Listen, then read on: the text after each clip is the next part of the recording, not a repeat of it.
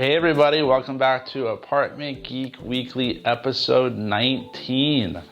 We took last week off. It's the first time I've done that.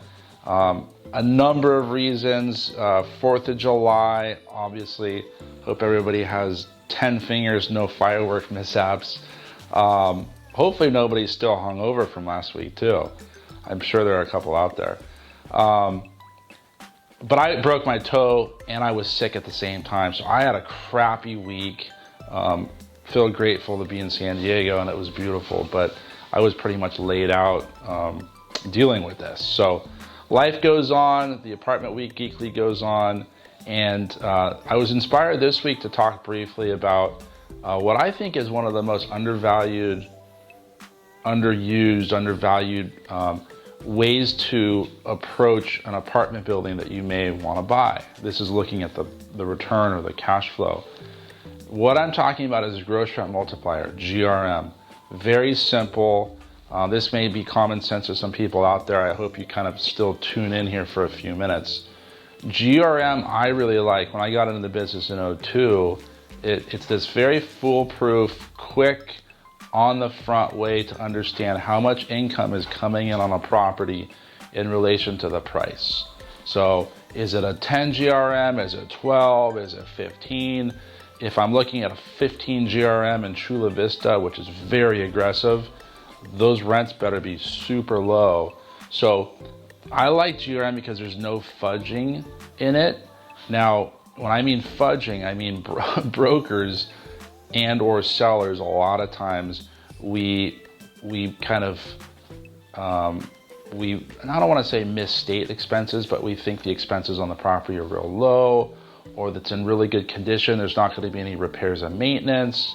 There's no landscaping. I don't need grounds maintenance or anything like that. So the problem with cap rate, we're going back to cap rate here, is buyers come in and a lot of times they don't take into consideration a vacancy factor, which in San Diego, typically in this market, we use 3%. And they also a lot of people don't know how to realistically underwrite the expenses on an apartment building. So are you getting all the utilities in there? Well, wait, there's no sewer bill. Well, that could be connected to the property tax bill.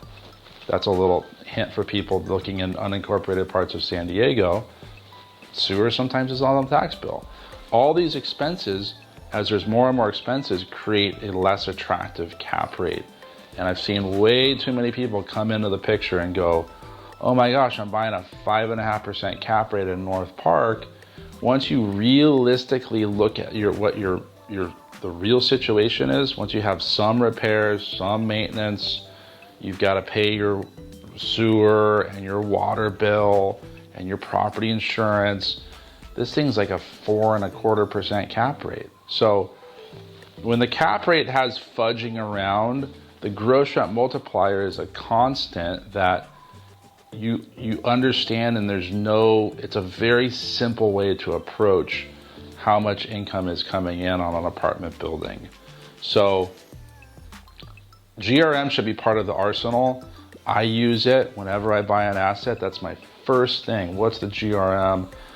Current. Okay, if I raise rents a little bit, where is it stabilized?